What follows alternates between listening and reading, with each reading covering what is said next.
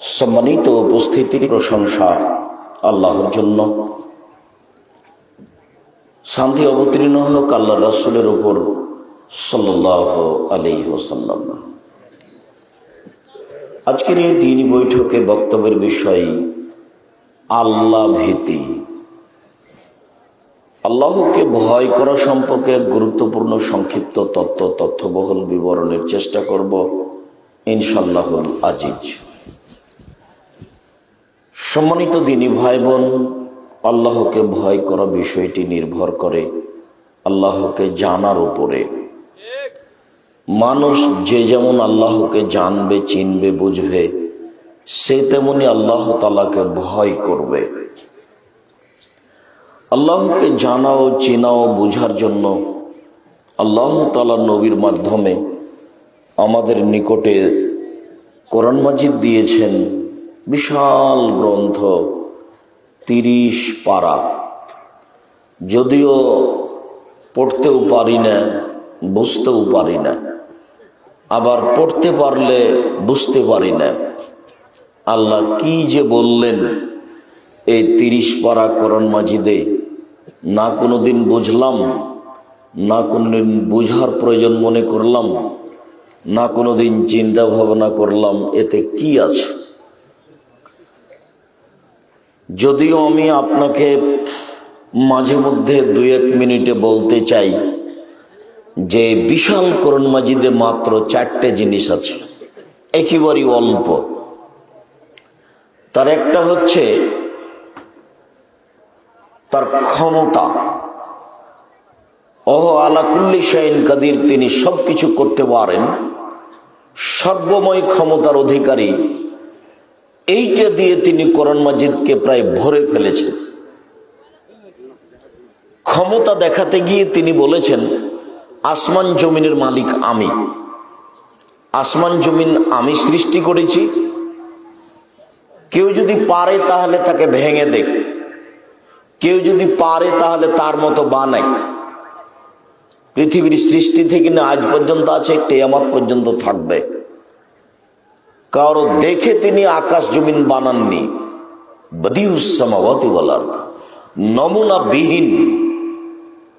নমুনাবিহীন তিনি আকাশ জমিন সৃষ্টি করেছেন। কোরআন মাজিদের পাতায় পাতায় যেখানে সেখানে তার ক্ষমতা দেখাতে গিয়ে আকাশ জমিনের আলোচনা দিয়ে ভরে ফেলেছেন। লাহু মা ফিস সামাওয়াতি ওয়াল আরদ, আসমান জমিনের মালিক তিনি, আসমান জমিনের ভিতরে যা কিছু আছে তার মালিক তিনি। কেউ এই আকাশ জমিনের পরিবর্তন ঘটাতে পারবে না কিয়ামত পর্যন্ত। তাকে ভেঙে ফেলতেও পারবে না, তার পরিবর্তন ঘটাতেও পারবে না, তার মতো আর একটা বানাতেও পারবে না। শক্তি দেখাতে গিয়ে আল্লাহ তাআলা কোরআন মাজিদে 1 নম্বর এটা দেখিয়েছে। 2 কোরআন মাজিদে 2 নম্বরে তিনি দেখিয়েছেন চন্দ্র সূর্য কিভাবে আসে, কিভাবে যায়, কিভাবে বাড়ে, কিভাবে কমে। কেউ তার গতিকে ঠেকাতে পারবে না, পারেনি কেউ, পারবে না কেউ, পারবে না জিন, পারবে না মানুষ, পারবে না ফেরেশতা। পৃথিবীর কোন প্রাণী এই চন্দ্র সূর্যের পরিবর্তন ঘটাতে পারবে না কিয়ামত পর্যন্ত। তার নাম ক্ষমতা, ভিন্ন ধরনের ক্ষমতা। চলে ওখানে দাঁড়িয়ে আছো কেন? জায়গা না পেলে পিছনে যাও ভাবে দাঁড়িয়ে আছো কেন? আর তোমাদের কি কাজ?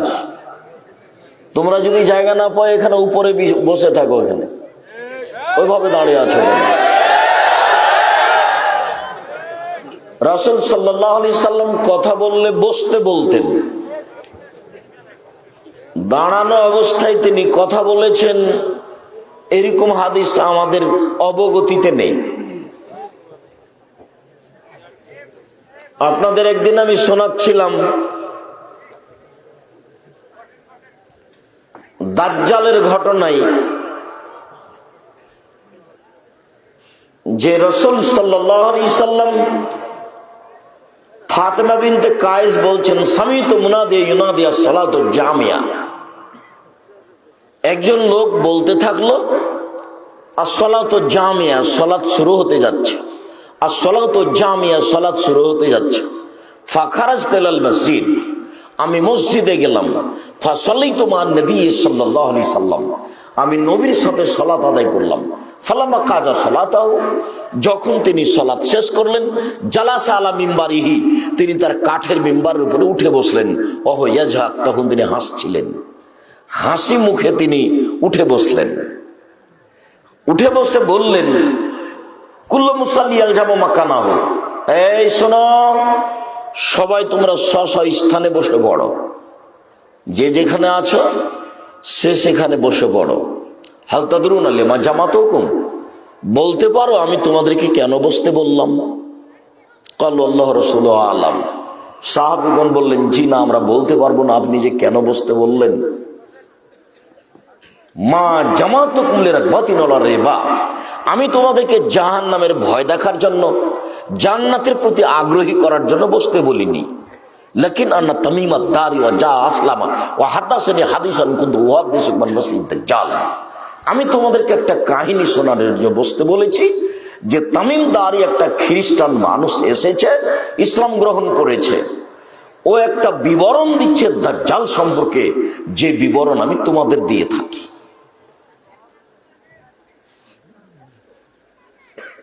আরো লম্বা কাহিনী। তো এই একটা লম্বা কাহিনীতে এখানে রাসূল সাল্লাল্লাহু আলাইহি সাল্লাম কথা বলবেন, সবকে বসতে বললেন। যখন তিনি ঈদের মাঠে কথা বলতেন তখনও সাহাবীগণ বসে থাকতেন, তিনি বসতে বলতেন। দাঁড়িয়ে থেকে কথা শোনার চেষ্টা করবেন না, জোরালো অনুরোধ।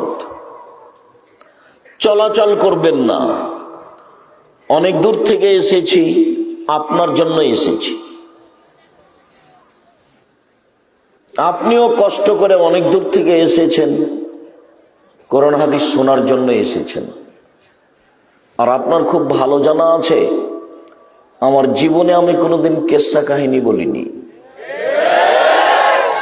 90 সাল থেকে নিয়ে এখন পর্যন্ত 31 বছর চলছে, 31 বছরে আমি কোনোদিন কেসা কাহিনী বলিনি, আমি কোনোদিন অপ্রয়োজনীয় বাক্য বলিনি,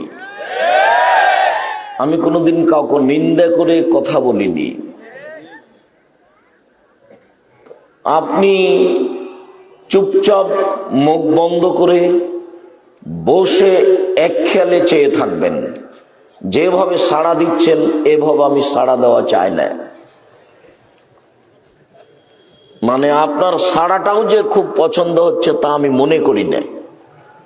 অতএব আপনি ধীরস্থির ভদ্রতা বজায় রেখে এক খেয়ালে চেয়ে থাকুন, আপনার আমি কিছু না কিছু উপকার করবই করবো ইনশাআল্লাহ। আমি একমাত্র আপনার জন্য এসেছি অনেক দূর থেকে।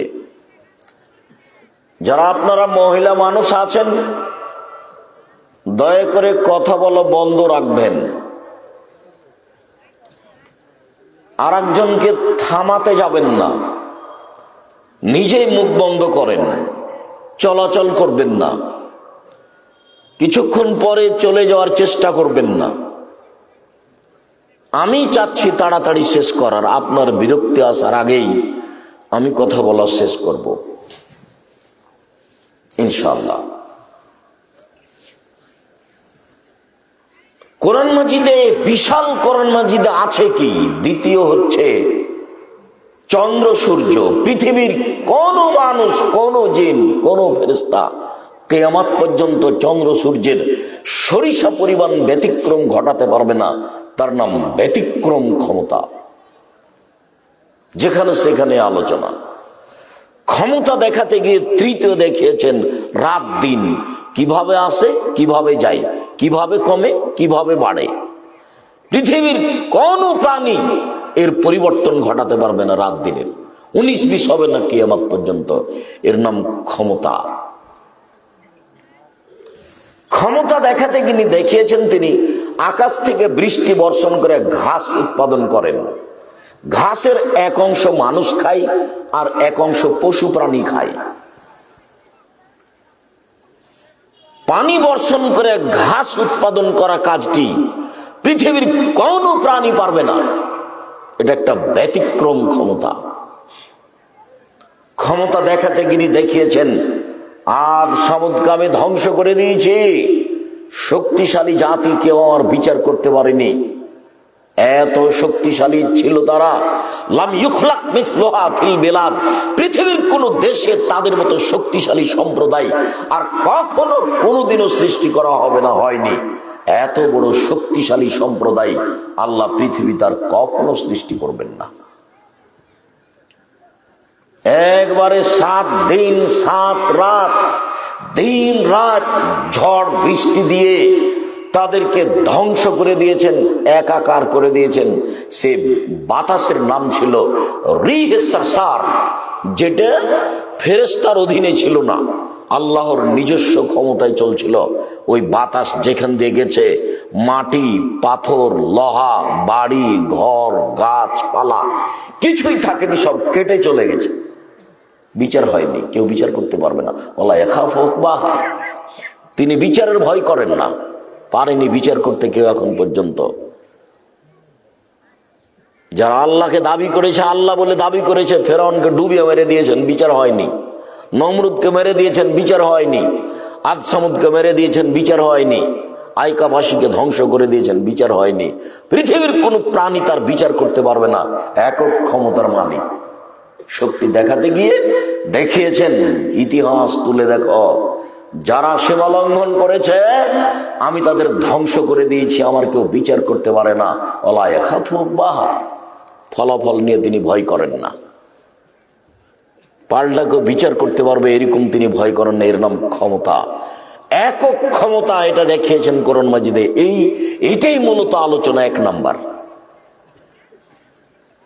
2 নাম্বার আলোচনা আছে দয়া ও ক্ষমা, রহমান, রাহিম, গাফুর, বাররুন, ওয়াদুদ, এই দিয়ে রহমান, রাহিম, গাফুর, ওয়াদুদ দিয়ে কোরআন মাজিদ ভরে ফেলা আছে। কতবার যে আল্লাহ তাআলা নিজের পরিচয় দিয়েছেন, গাফুর বলে, রহমান বলে, রাহিম বলে।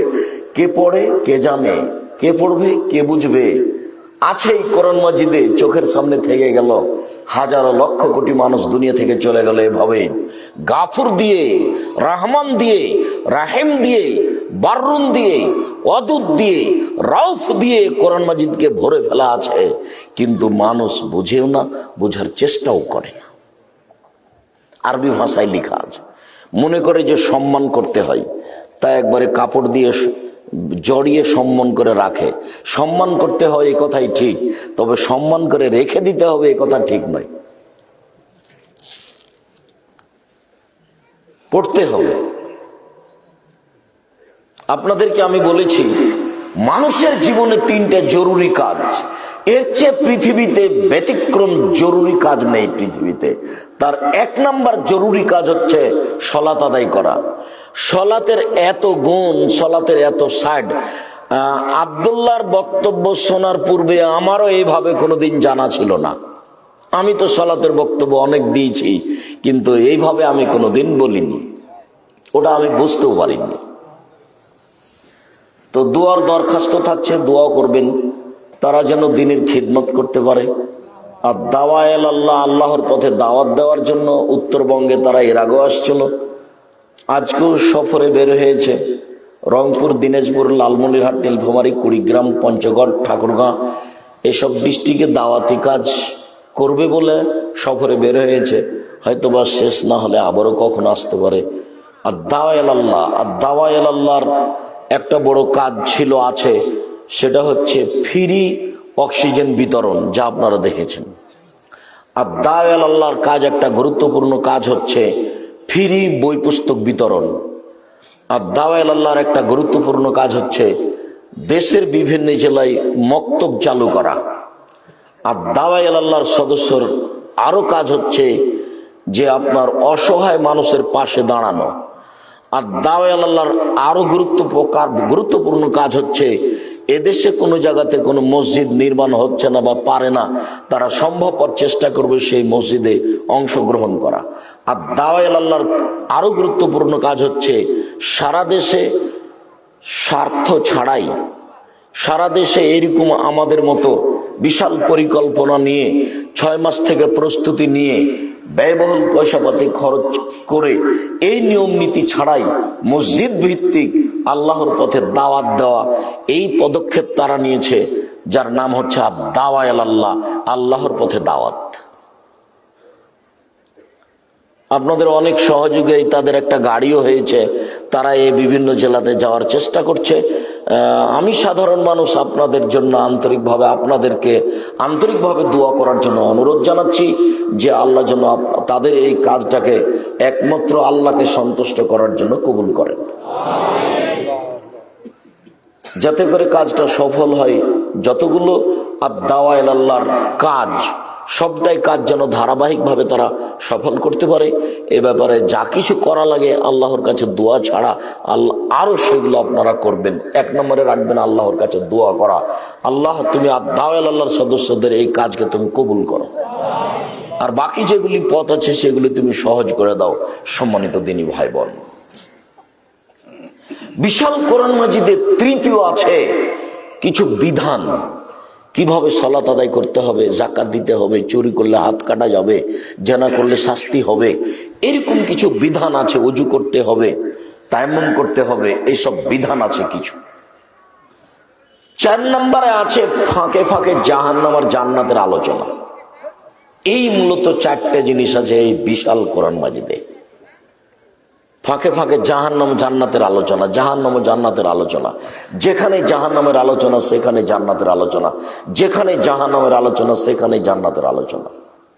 আর যখনই শক্তিশালী জাতিকে ধ্বংস করার কথা বলেছেন তখনই পাশে রেখে দিয়েছেন, তবে কেউ যদি ঈমান আনে, আল্লাহর কাছে ক্ষমা চাই, তাহলে তাকে ক্ষমা করে দিবেন, সে যত বড়ই অপরাধী হোক।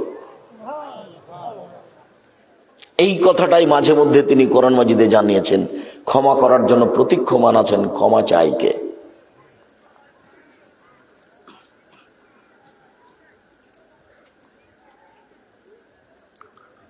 আল্লাহ তাআলা বলেন, ওয়ায়াখিরুনা লিল আযকানি ইয়াবকুনা ওয়া ইয়াজিদুহুম খুশুয়া। পৃথিবীতে হাজারো মানুষ, পৃথিবীতে লক্ষ কোটি মানুষ আল্লাহর ভয়ে কেঁদে মাটিতে লুটিয়ে পড়ে। তাদের কান্নার শব্দ তাদের ভীতিকে আরো বেশি করে দেয়। আপনি আর আমি আল্লাহর দরবারে কান্নাকাটি করতে পারি না, রাতে উঠতে পারি না, তাকে কিছু বলতে পারি না, এই কথার অর্থ এই নয় যে পৃথিবীতে কেউ কান্নাকাটি করে না। এই কথার অর্থ এই নয় যে আল্লাহর কাছে কেউ এইভাবে চায় না। এই ছেলে, তোমরা যারা এখানে দায়িত্ব পালন করছো, দেখো তো বাইরে কথা বলে কে, যেটা কথা কানে আসে, আমার কানে আসে, তোমাদের কানে আসে না। এই পাড়ার ছেলেরা তোমরা কি করো? আজকে তো তোমাদের বক্তব্য শোনা হবে না, আজকে তো তোমরা আমাদের সহযোগিতা করবা। আশেপাশে যদি কোনো জায়গাতে 2 জন দাঁড়িয়ে কথা বলে, এর জন্য তোমরাই দায়ী। আমি তো তখনই বলেছি, হিতাহিত জ্ঞান থাকলে, মানবতা থাকলে এখন দাঁড়িয়ে গল্প করতে পারে। বোধোদয় মানবতা হিতাহিত জ্ঞান থাকলে এখন চায়ের গলিয়ে চা পান করতে পারে, আড্ডা পিটতে পারে। মানুষের জীবনে সবচেয়ে গুরুত্বপূর্ণ কাজ হচ্ছে 5 ওয়াক্ত সালাত আদায় করা। দ্বিতীয় জরুরি কাজ হচ্ছে হালাল রুজি খাওয়া। তৃতীয় জরুরি কাজ হচ্ছে কোরআন তেলাওয়াত করা। চতুর্থ জরুরি কাজ হচ্ছে যেখানে 2 জন বসে আছে সেখানে না বসা, তার নাম আড্ডা পিটা। 2 জন বসে কারো বদনাম করছে, আপনি বললেন হ্যাঁ ঠিক বলেছিস, তখন তার আপনার জান্নাত হবে না তাহাজ্জুদ পড়লেও। আপনি কেন বললেন যে হ্যাঁ ঠিক বলেছিস? ঠিক বলেছিস সেটা হলো তার বদনাম করা। 2 জন বসে আছে, আপনি বসবেন না, যাবেন না ওখানে। বাঁচার পথ এটা সহজ। জরুরি প্রয়োজন ছাড়া 2 জন যেখানে বসে আছে সেখানে যাবেন না, বাঁচার পথ সহজ হবে। মানুষের জীবনে 4টা জরুরি কাজ। 1 নম্বর জরুরি কাজ হচ্ছে 5 ওয়াক্ত সালাত। 2 নম্বর জরুরি কাজ হচ্ছে হালাল রুজি। 3 নম্বর জরুরি কাজ হচ্ছে কোরআন তেলাওয়াত। 4 নম্বর জরুরি কাজ হচ্ছে যেখানে 2 জন বসে গল্প করছে সেখানে না বসা। আর এখন তো বৈঠক মানেই বদনাম। বৈঠকে মোবাইল, আপনি দোকানে বসে আছেন, ল্যাংটা মেয়ে নাচছে, আপনি দেখে চক্ষু ঠান্ডা করে, কলিজা ঠান্ডা করে জান্নাত কিনতে যান, জান্নাত পড়ে আছে। জাহান্নাম পড়ে আছে, এটা সহজ। জাহান্নামে যাওয়া সহজ, কিন্তু জান্নাতে যাওয়া সহজ নয়। আবু হুরায়রা রাদিয়াল্লাহু তাআলা আনহু বলেন, রাসূল সাল্লাল্লাহু আলাইহি সাল্লাম বলেছেন, হুজবাতুন নার বিশাওয়াত হুজবাতুল জান্নাত বিল মাকারিহ। মনের ইচ্ছা দ্বারা জাহান্নাম ঘিরে দেওয়া আছে, প্রবৃত্তি দ্বারা, মনের ইচ্ছা দ্বারা, মন মতো চলা দ্বারা জাহান্নাম ঘেরা আছে। হুজবাতুল জান্নাত বিল মাকারিহ, নিয়ম নীতি, কষ্ট ক্লেশ, ত্যাগ তিতিক্ষা, অনেক কিছু দ্বারা জান্নাত ঘেরা আছে। নিয়ম লাগে, নীতি লাগে, ত্যাগ লাগে, তিতিক্ষা লাগে, কর্ম লাগে, এত কিছু করে জান্নাত, সহজে জাহান্নাম। জিবরাইল, জি আমি জাহান্নাম তৈরি করেছি, রেডি করেছি, তুই একটু দেখে আসো তো জিবরাইল জাহান্নাম দেখে এসে বলছেন, ওয়া ইজ্জাতেকা ওয়া জালালেকা ওয়া ইরতিফায়ে মাকানিকা, তোমার মর্যাদার কসম, তোমার সম্মানের কসম, তোমার ইজ্জতের কসম, তুমি করেছো কি? জাহান্নামের একদিকের আগুন আর একদিকের আগুনকে ধরে খাচ্ছে, আর জাহান্নাম নিজে বলছে, ইয়াকুল বাজি বাজান, আমার কিছু অংশকে ধরে খাচ্ছে। এইদিকের আগুন ঝাপটা মেরে এইদিকের আগুনকে ধরে খাচ্ছে, এদিকের আগুন ঝাপটা মেরে এইদিকের আগুনকে ধরে খাচ্ছে। হায় হায়, করেছো কি তুমি? কেউ এই জাহান্নামে যেতে চাইবে না, কেউ জাহান্নামে যাবে না, যেতে চাইবে না। জিবরাইল, যাও এবার জাহান্নাম দেখে আসো। জাহান্নাম দেখে এসে বলছেন জিবরাইল, ওয়া ইজ্জাতেকা ওয়া জালালেকা ওয়া ইরতিফায়ে মাকানিকা, তোমার সম্মানের কসম, তোমার ইজ্জতের কসম, তোমার মর্যাদার কসম, জাহান্নামে যাবে না এমন কে কেউ আছে? সবাই যাবে। কেন? আদম সন্তান তার মনের বিপরীত চলতে পারবে না। মনের বিপরীত চলে কে? দেখি কাল থেকে আর পান, জর্দা, বিড়ি, তামাক, সিগারেট খাবেন না, দেখি কয়জন চলে। আপনাকে তো বহুবার বলা আছে 3 শ্রেণীর মানুষ জাহান্নামে যাবে। রাসূল সাল্লাল্লাহু আলাইহি ওয়াসাল্লাম বলছেন, সালাসা লা তাদখুলুল জান্নাতা আবাদা, 3 শ্রেণীর মানুষ জাহান্নামে যাবে। মুদমিনুল খামর, নিয়মিত বিড়ি, তামাক, জর্দা, সিগারেট, গুল, নেশাদার দ্রব্য খায়, পান করে, সে জাহান্নামে যাবে। 2, ওর রাজলাতু মিনান নিসায়ে, পুরুষের বেশধারী নারী, যারা পুরুষের জুতা স্যান্ডেল পরে, যারা পুরুষের শার্ট প্যান্ট পরে, যারা পুরুষের পোশাক পরে, তারা জাহান্নামে যাবে। 3, ওর দায়ুফ আল্লাযী ইকিরু ফি আলি আল খাবাসা, যে তার বাড়িতে বেহায়াইয়ের সুযোগ দিয়েছে, সে হলো দায়ুফ, সে জাহান্নামে যাবে। আমি অনুবাদক, এরকম ভাবে মুহাম্মদ সাল্লাল্লাহু আলাইহি ওয়াসাল্লাম বলেছেন আজ থেকে নিয়ে 1450 বছর পূর্বে। তো মনের বিরোধিতা কে করতে পারবে? দাড়ি চাঁচে যে, মন মতো চলে সে, জর্দা সিগারেট খায় যে, মন মতো চলে সে, টাকনো নিচে প্যান্ট পরে যে, মন মতো চলে সে, জমি দখল করে যে, মন মতো চলে সে, সুদ ঘুষ খায় যে, মন মতো চলে সে, দোকানে আড্ডা পিটে যে, মন মতো চলে সে, নগ্ন পোশাক পরে যে সব মহিলারা, মন মতো চলে তারা, ছোট ব্লাউজ পরে যারা, রাস্তাঘাটে চলে, মন মতো চলে তারা, মন মতো চলে যারা, জাহান্নামে যাবে তারা। হুজবাতুন নার বিশাওয়াত, মন মতো চলা ব্যক্তির জন্য জাহান্নাম দেয়, তাদের জন্য জাহান্নাম ঘেরা আছে, তারাই যাবে জাহান্নাম। ইচ্ছা দিয়ে জাহান্নামকে ঘেরা আছে, মন মতো চলা দিয়ে জাহান্নামকে ঘেরা আছে। ত্যাগ তিতিক্ষা, নিয়ম নীতি, কষ্ট ক্লেশ, অনেক কিছু দিয়ে জান্নাত ঘেরা আছে। জান্নাত যাওয়া সহজ নয়, জাহান্নাম যাওয়া সহজ। তাই তো জিবরাইল বললেন, তোমার মর্যাদার কসম করে বলছি, জাহান্নামে যাবে না এমন কি কেউ আছে? সবাই তো যাবে। আর এখন তো মানুষ মানুষকে অপমান করার জন্য, মানুষ মানুষের জমি জায়গা দখল করার জন্য, মানুষকে মানুষ জেল হাজতে দেওয়ার জন্য প্রস্তুত হয়ে আছে। এটা কোন জেলা? লালমনিরহাট। লালমনিরহাট জেলে 10 বছর, 15 বছর, 20 বছর থেকে জেলে আছে। ও নিজেই জানে না আমি কেন জেলে। জজও জানে না ঘটনা কি, উকিলও জানে না ঘটনা কি, যে জেলে আছে সেও জানে না ঘটনা কি, বলছে আমি কেন জেলে। যে এটা তৈরি করেছে সেই জানে ঘটনা কি, সে জোর করে জান্নাত যাবে এমনটা হতে পারে না।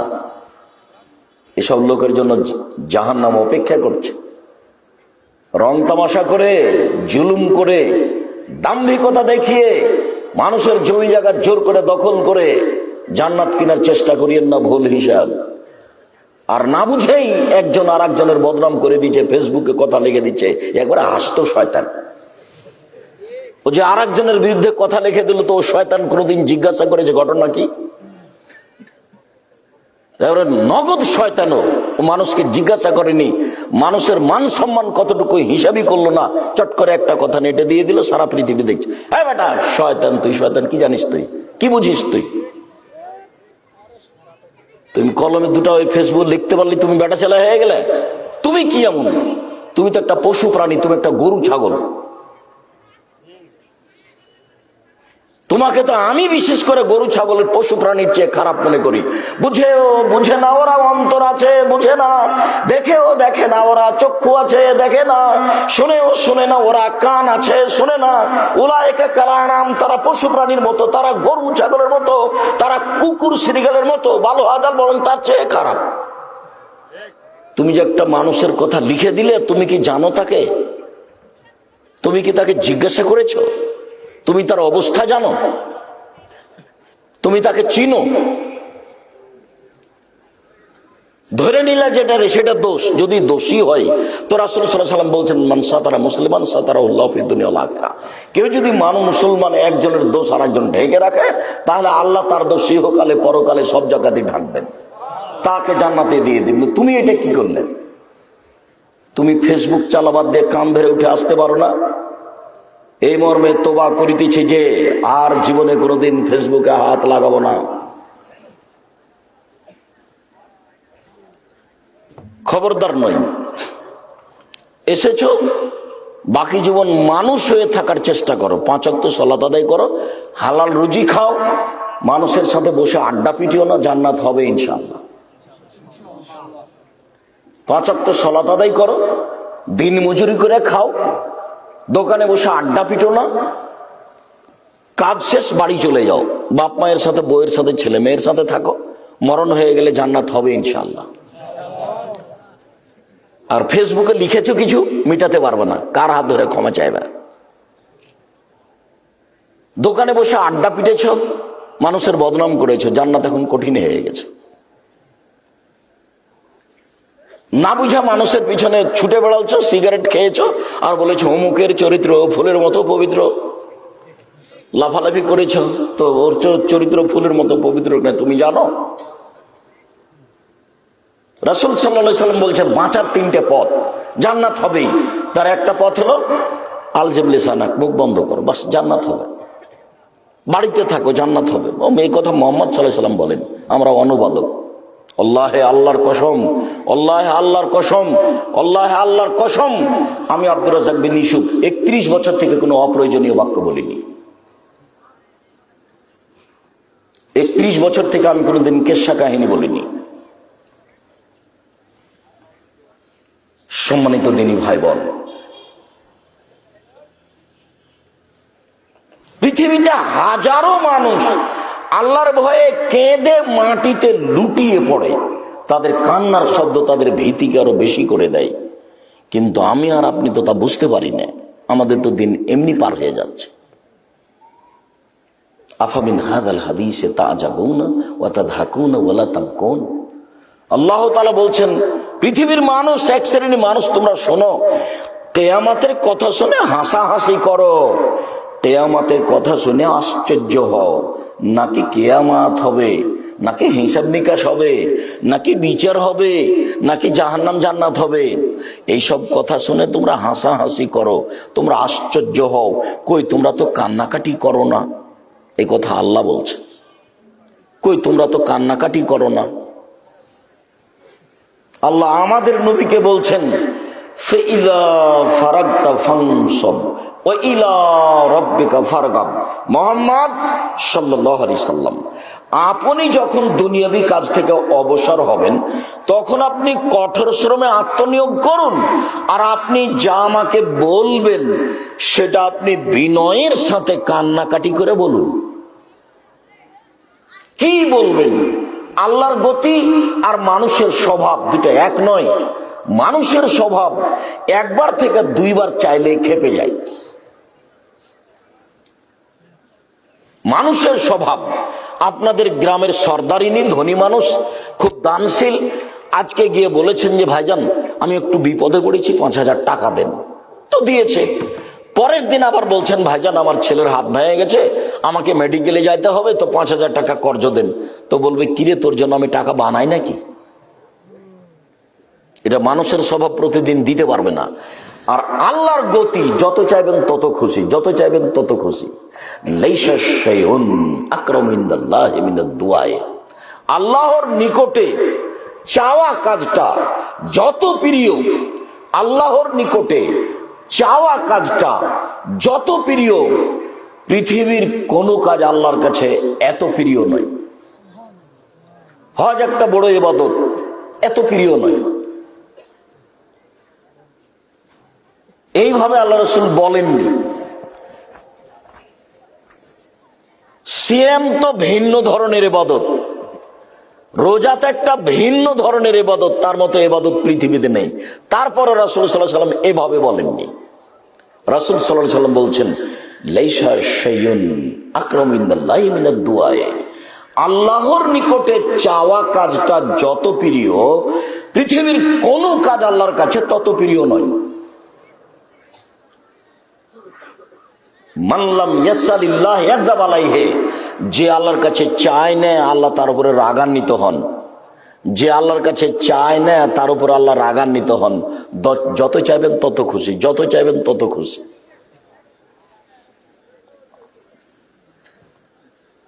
আনাস রাদিয়াল্লাহু তাআলা আনহু বলেন, হাদিসে কুদসি, রাসূল সাল্লাল্লাহু আলাইহি ওয়াসাল্লাম বলেছেন, আল্লাহ তাআলা বলেন ইবনা আদম মা দাওরাতানি ওয়া রাজাউতানি, হে আদমের ছেলে মেয়ে শোনো, তুমি যেভাবে ডাকো আমি সেভাবে থাকি, তুমি যেভাবে আশা পোষণ করো আমি সেভাবে পূর্ণ করে থাকি।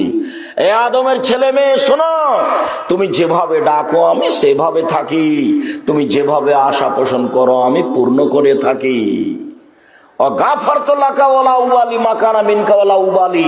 তোমার যত পাপ আছে সব আমি ক্ষমা করে দিব, আমি পরোয়া করি না তুমি কত বড় পাপী, আমি পরোয়া করি না তুমি কত বড় পাপী, আমি পরোয়া করি না তুমি কত বড় পাপী। হে আদমের ছেলে মেয়ে, যেভাবে ডাকো আমি সেভাবে থাকি, যেভাবে আশা পোষণ করো আমি সেভাবে পূর্ণ করে থাকি, তুমি কত বড় পাপী আমি পরোয়া করি না।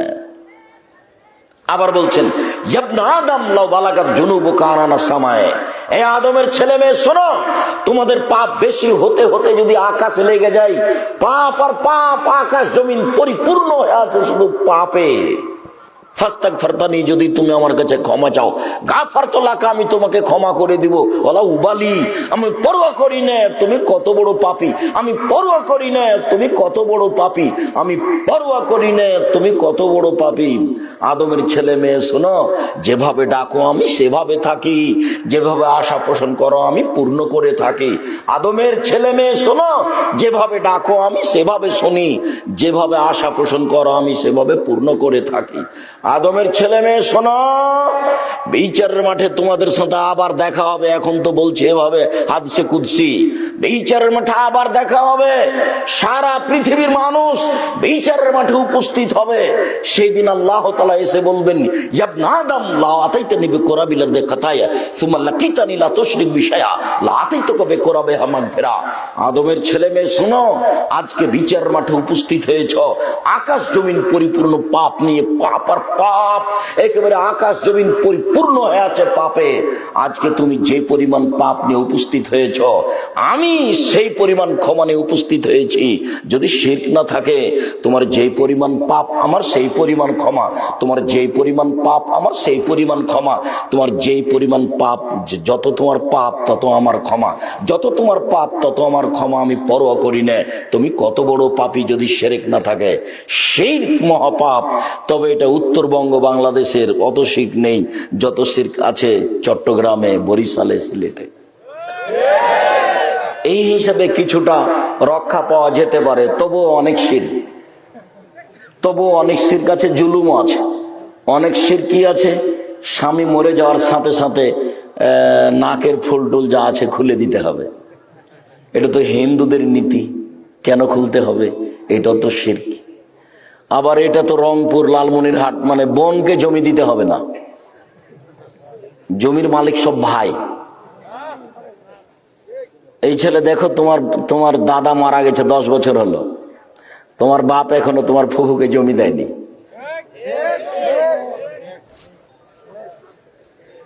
তুমি কি ভুলে গেলে তোমার বাপকে আমি কুকুর শিলিগুড়ির চেয়ে বেশি খারাপ বলেছি?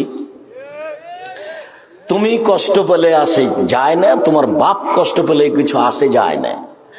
তোমার বাপের অত লজ্জা আছে তো আগামীকাল সন্ধ্যা হতে হতে জমি দিয়ে দেয় বেটা, নইলে তোমার বাপ কুকুর সিরিয়ালের চেয়ে খারাপ। এ কথাই চূড়ান্ত। তিতা লাগলে কি আর মিঠা লাগলে কি কিছু আসে যায় না। তোমার বাপকে হিসাব করে আমি আব্দুর রাজ্জাক বিন ইউসুফ কোনোদিন কথা বলি না, আমার বলার প্রয়োজন নেই। 24 ঘন্টা কেন, তোমার বাপ জমি পাবে সকালে, তোমার ফুফু জমি নিবে বিকালে। ঘটনা কি এরকম না? একসাথে। তো 10 বছর গেল কি করে? জবাব আমি দিব। আবার এটা লালমনিরহাট, মানে যৌতুক নেই, ভিক্ষা করে খেতে হবে, যৌতুক ফেরত দিতে হবে। ভিক্ষা করে খাবো কেন আব্দুর রাজ্জাক সাহেব? কাজ করে খেতে পারি। মানুষের বাড়িতে কাজ করে দিন মজুরি করে শ্বশুরকে কাপড় কিনে দিব, ভিক্ষা করে খাবো না। আমিও সেটাই বলি, ভিক্ষা করে খেতে হবে না। তবে ভিক্ষা করা টাকা দিয়ে চাউল কিনে ভাত খেলে ইবাদত কবুল হবে, কিন্তু যৌতুকের টাকা দিয়ে চাউল কিনে ভাত খেয়ে ইবাদত কবুল হবে না, ওটা হারাম টাকা। দেখি আমি বললাম তো, আর কিয়ামত পর্যন্ত সময় থাকলো কেউ উল্টিয়ে ধরতে পারে। কেউ বলে না কেন যে যৌতুক হালাল? আর তোমার বাপকে শরম লাগছে নাকি? দেখো তো, তোমার বাপ পাশে বসে আছে, লজ্জা পায় না? অত ছোট করতে চাইনি, তবুও বলছি বাপ এটা ভিক্ষা করে খাও। যৌতুক নিবা কেন? যৌতুক নিবা কেন? গ্রামে যদি ভিক্ষা না যায় তাহলে কাউনিয়া ট্রেন স্টেশনে যাও। গ্রামে যদি কাজ না পাও তাহলে কাউনিয়া ট্রেন স্টেশনে যাও, মানুষের ব্যাগ বকচা গাড়িতে তুলে দিও। সারাদিন গাড়িতে তুলে দিলে 300 থেকে 500 টাকা হবে। এখন দিন মজুরি করে অনেক টাকা পাওয়া যায়।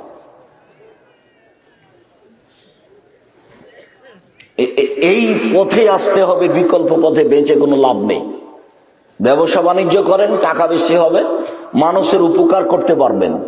আর চাকরি করবেন, মাসের 25 দিন যেতে না যেতে টাকা শেষ হবে। চাঁপাইনবাবগঞ্জ, রাজশাহীর মতো। ওরা বিদেশে যায় না, ওরা ব্যবসা করে না, ওরা শুধু মাস্টারি করে, শিক্ষকতা করে, বেতন পায়, 25 দিনে শেষ হয়। আর বাকি 5 দিন ধার কর্জ করে চলে। আবার যখন বেতন পায় তখন ধার কর্জ পরিশোধ করতে করতে আবার 25 দিনে শেষ হয়। তো বাপ মায়ের কি উপকার করবে, জাতির কি উপকার করবে? জাতির উপকার করতে হলে ব্যবসা করতে হবে। ব্যবসা ছাড়া জাতির উপকার করা যায় না। তাই তো আল্লাহ রাসূল বলছেন, ব্যবসার মর্যাদা উল্লেখ করতে বলছেন না, তাজেরা সাদেকাল আমিন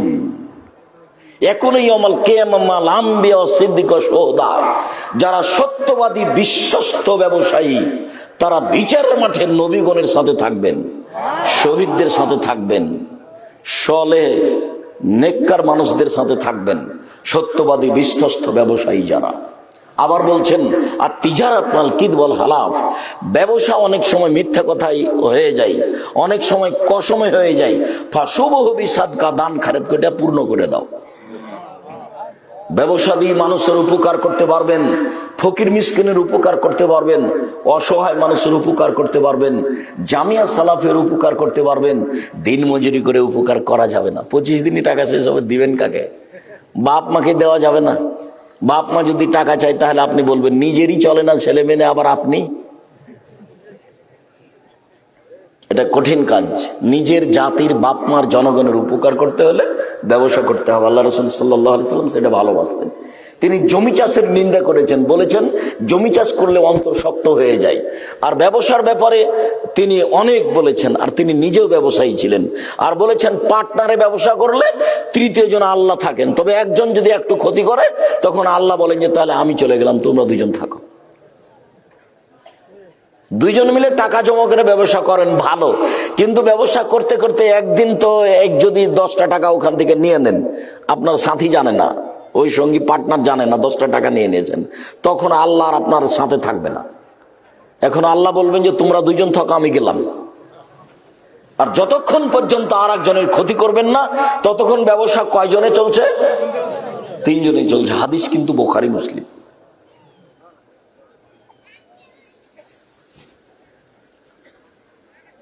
হালাল রুজির চেষ্টা করবেন। আবু হুরায়রা রাদিয়াল্লাহু তাআলা আনহু বলেন, রাসূল সাল্লাল্লাহু আলাইহি ওয়াসাল্লাম বলেছেন, সাবাতুন ইযিল্লুহুমুল্লাহু তাআলা ফি যিল্লিহি ওয়া লা যিল্লা ইল্লা যিল্লুহু। 7 শ্রেণীর মানুষ বিচারের মাঠে বিশেষ ছায়াতলে থাকবে, এরা খুব বেশি সম্মানী।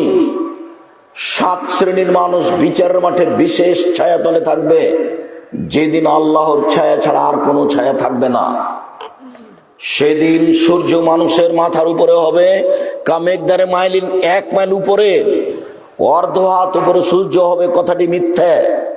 কামেকদারে মাইলিন 1 মাইল উপরে হবে, প্রায় 1 মাইল উপরে হবে, এই কথা রাসূল সাল্লাল্লাহু আলাইহি সাল্লাম বলেন, হাদিস বুখারী মুসলিম।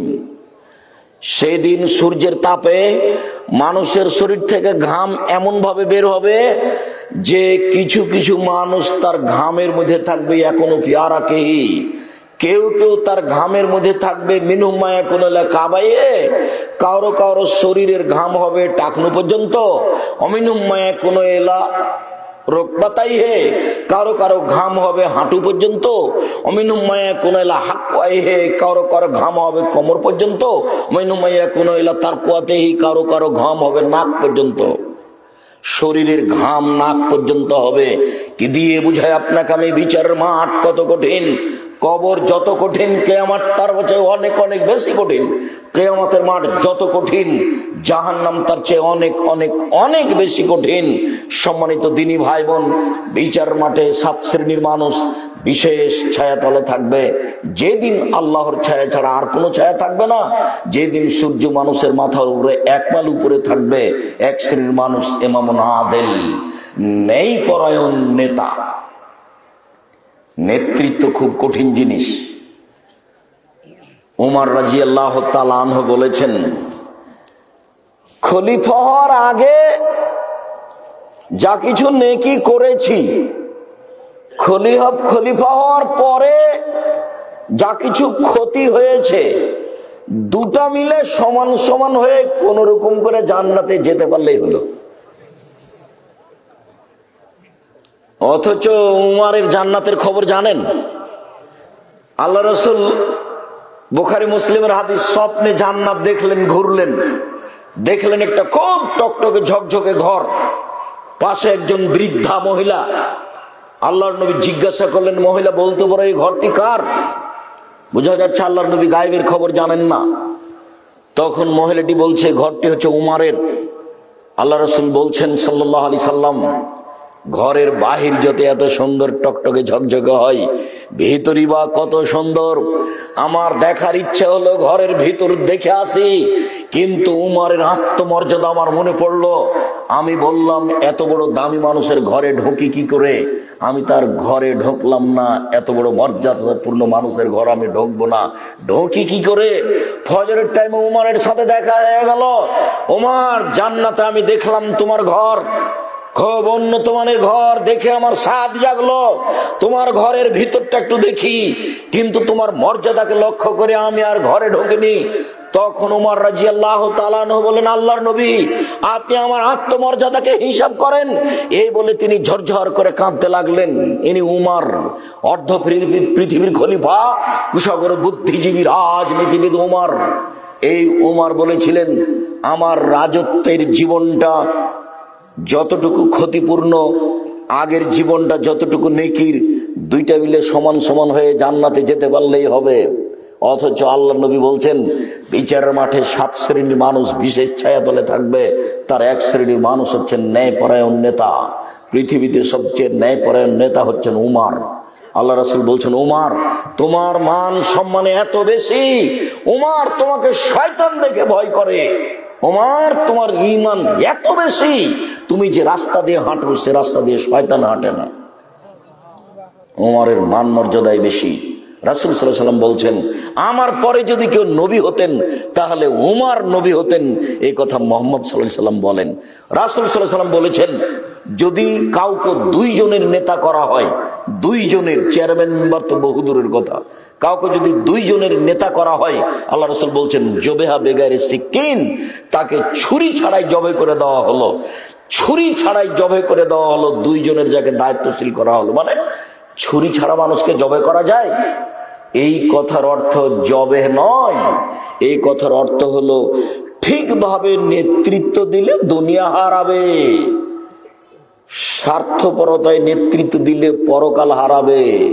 ইহকালও টিকলো না, পরকালও টিকলো না, তার নাম ছুরিবিহীন জবে করা।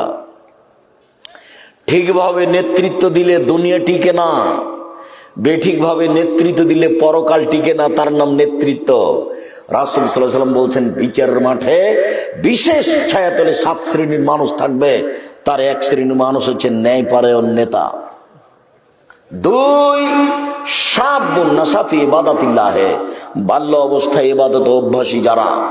এই ছেলে বসো, পাশ থেকে কোনো বাচ্চা ছেলে উঠলে আপনি খেয়াল করবেন, আপনাকে একটু ধৈর্যের পরিচয় দিতে হবে। আপনি যে আর একজনের সামনে দিয়ে হাঁটছেন, কিছুক্ষণ পরে তো আমরাই আলোচনা ছেড়ে দেবো, তো ও তো আমার কথা ধরতে পারবে না, খেয়াল করতে পারবে না।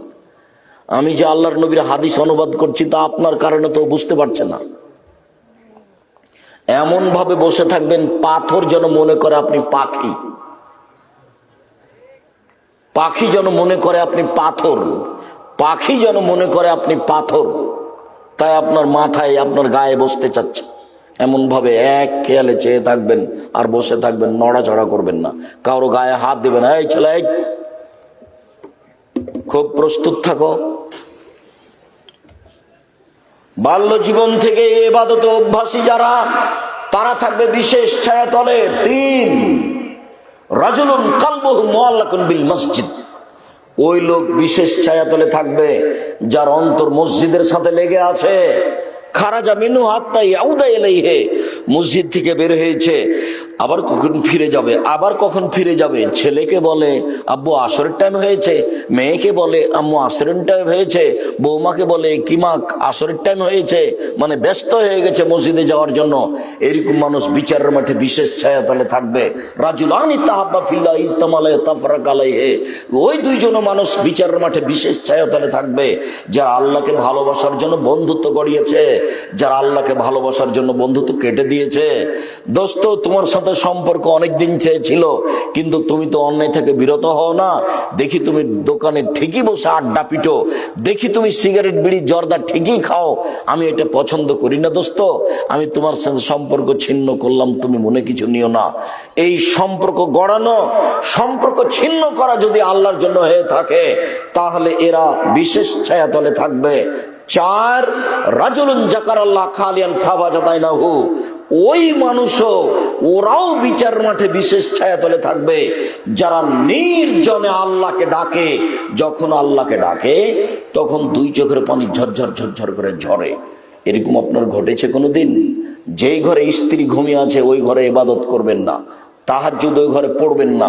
কেননা আপনার কান্নার গতি যদি স্ত্রী শুনতে পায়, ও যদি জেগে যায়, তাহলে আপনার কান্নার গতিটা ভেঙে যাবে, আপনাকে কেমন কেমন লাগবে।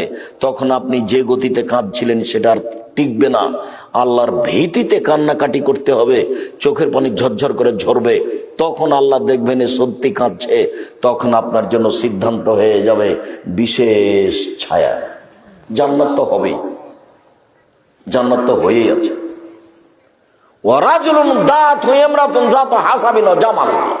ওই সুন্দরী মেয়ে, সম্ভ্রান্ত পরিবারের মেয়ে তোমার সাথে অন্যায় অশ্লীল কাজ করতে চাইলো, তুমি বললে ইন্নী আখাফুল্লাহ, আমি আল্লাহকে ভয় করি। তুমি যদি এই কথা বলতে পারো, তাহলে বিচার মাঠে তোমার জন্য বিশেষ ছায়া অপেক্ষা করছে, জান্নাত অপেক্ষা করছে। এই বোকা ছেলে শোনো, আমি তোমাকে বলেছি তুমি মোবাইলে গল্প বন্ধ করো। শোনো, তুমি যদি এই মহিলার সাথে মোবাইলে গল্প কথা বন্ধ করতে পারো, আজকের পরে যেন তোমার মোবাইলে কোনো ছেলের নাম্বার না থাকে, কোনো মেয়ের নাম্বার না থাকে, সব তুমি মুছে দাও। তুমি একবারে আল্লাহকে ভয় করে মুছে দাও। তোমার জন্য অপেক্ষা করছে জান্নাত, তোমার জন্য অপেক্ষা করছে বিশেষ ছায়া। তোমার ব্যাপার আল্লাহ তাআলা বলেন, ওয়ানাহান নাফসা আনিল হাওয়া ফাইনাল জান্নাতা হিয়াল মাওয়া। কেউ যদি তার প্রবৃত্তিকে ঠেকাতে পারে, আমি আল্লাহ তাকে জান্নাতুল মাওয়া দিয়ে দিলাম। তুমি যদি তোমার এই প্রবৃত্তিকে ঠেকাতে পারো, আজ থেকে তোমার মোবাইলে আর কোনো মেয়ে মানুষের নাম্বার থাকবে না। এটা তোমার জন্য জরুরি, তোমার জন্য জান্নাতুল মা অপেক্ষা করছে। এ কথা আমি বলিনি, এ কথা মুহাম্মদ সাল্লাল্লাহু আলাইহি ওয়াসাল্লাম বলেননি, এই কথা আল্লাহ তাআলা বলছেন। আল্লাহর কথাকে দাম দেওয়ার চেষ্টা করো, আল্লাহর কথাকে মূল্যায়ন করার চেষ্টা করো। আল্লাহ তার ওয়াদা পূর্ণ করবেন, তিনি তার ওয়াদার বিপরীত করেন না। ওই সত্তার, ওই আল্লাহর ওয়াদার বিপরীত করার প্রয়োজন নেই। তিনি হচ্ছেন জ্ঞানী, তিনি হচ্ছেন মগ্নী। তার এসব প্রতিশোধ নেওয়ার প্রয়োজন নেই, মানুষের প্রতিশোধ নেওয়ার তার প্রয়োজন নেই। এরকম সত্তা তিনি নন। প্রতীক্ষমান রয়েছেন কখন তুমি প্রস্তুত। যখন তুমি প্রস্তুত তখনই তিনি বলবেন, ঠিক আছে, তুমি যেভাবে ডাকো আমি সেভাবে থাকি, তুমি যেভাবে আশা পোষণ করো আমি পূর্ণ করে থাকি। আদমের ছেলে মেয়ে শোনো, তুমি যেভাবে ডাকো আমি সেভাবে থাকি, তুমি যেভাবে আশা পোষণ করো আমি পূর্ণ করে থাকি। এটাই তার কাজ, তিনি পূর্ণ করতে পারেন। অগাধ বেহিসাব রহমতের মালিক তিনি, বেহিসাব ক্ষমার মালিক তিনি। তার ক্ষমার রহমতের অভাব নেই। আপনার জন্য তিনি প্রতীক্ষমান আছেন, কখন আপনি চাইবেন, কখন আপনি বলবেন। আবু হুরায়রা রাদিয়াল্লাহু তাআলা আনহু বলেন, রাসূল সাল্লাল্লাহু আলাইহি সাল্লাম বলেছেন, ইয়ানজিলু রাব্বুনা তাআলা ইলা সামাই দুনিয়া হিনা ইয়াবকা সুলুসুল আখিরা। যখন রাতের 3 ভাগের 2 ভাগ পার হয়ে যায়, রাতের 3 ভাগের 2 ভাগ পার হয়ে গেছে, 1 ভাগ বাকি আছে। এখন রাত 3টা, এখন রাত 2টা, 2:30, এখন রাত 4টা। এরকম সময় আল্লাহ তাআলা আকাশ, সপ্তম আকাশ থেকে প্রথম আকাশে নেমে আসেন। নেমে এসে বলেন, মায়া দুনি ফাস্তাজিবালাহু, কে আমাকে ডাকে আমি তার ডাকে সাড়া দিব। মায়া সলনি ফাউতিয়াহু, কে আমার কাছে কিছু চাই, যে যা চায় আমি তাকে তাই দিয়ে দিব। মায়াস্তাগফিরুনি ফাগফিরালাহু, কে আমার কাছে ক্ষমা ভিক্ষা চাই আমি তাকে ক্ষমা করে দিব। কে আমাকে ডাকে আমি তার ডাকে সাড়া দিব। কে আমার কাছে কিছু চাই, যে যা চাই তাকে তাই দিয়ে দিব। মায়াস্তাগফিরুনি ফাগফিরালাহু, কে আমার কাছে ক্ষমা ভিক্ষা চাই আমি ক্ষমা করে দিব। এইভাবে একবারে প্রত্যেক রাতে ফজরের আজান পর্যন্ত তিনি প্রতীক্ষমান থাকেন। আদম সন্তান বড় নিমুখ হারাম, ও তোরা 3টে টিভি বন্ধ করেছে, ও কি করে ডাকবে? আদম সন্তান বড় নিমুখ হারাম, ও তো 12টা 1টাই দোকানে আড্ডা পিটে এসেছে, ও কি করে রাত 3টে 4টায় উঠবে? ও তো উঠতে পারবে না, ও তো সকাল 7টা 8টার দিকে উঠবে। তখন আর কানে আর মুখে শয়তান পেশাব করে দিয়েছে। তখন দেখবেন সকালে উঠে মুখখানটা ভ্যাংচা ভ্যাংচা আছে, কেমন কেমন লাগছে। একটা আপনার ওই পেস্ট নিয়ে, পাউডার নিয়ে, ব্রাশ নিয়ে ঘুরে বেড়াচ্ছে, আর মুখখান দেখেন কিভাবে শয়তানে পেশাব করে রেখেছে, কিভাবে তার কানে পেশাব করে রেখেছে। এ কথা আমি বলিনি, এ কথা মুহাম্মদ সাল্লাল্লাহু আলাইহি ওয়াসাল্লাম বলেছেন। পেশাব করে দেয় শয়তান, এ কথা আল্লাহ নবী বলেছেন, হাদিস বুখারী মুসলিম। খুব ফুর্তিতে থাকতে হবে, উদ্যমশীল হতে হবে, শরীরে কোনো সময় অলসতা আনতে হবে না। অলসতা আসলে রুচি কমে যাবে, অলসতা আসলে বিদ্যা কমে যাবে, অলসতা আসলে ইবাদত কমে যাবে। যার কারণে আল্লাহ রাসূল দিন রাত অলসতা থেকে বাঁচতে চাইতেন। আল্লাহু নাউযু বিকা মিনাল কাসালে, হে আল্লাহ তোমার কাছে আমি অলসতা থেকে বাঁচতে চাই। আল্লাহ তুমি আমাকে অলসতা থেকে বাঁচাও, আল্লাহ তুমি আমাকে অলসতা থেকে রক্ষা করো। সকালে সকালে উঠে না যায়, সেই তো অলস। আজান শুনে মসজিদে যায় না যে, সেই তো অলস। বেহিসাব হাত পা ছেড়ে ঘুমায় যে, সেই তো অলস। দিন ধর্মের কথার প্রতি আগ্রহী হয় না যে, সেই তো অলস। কাজে যায় না যে, সেই তো অলস।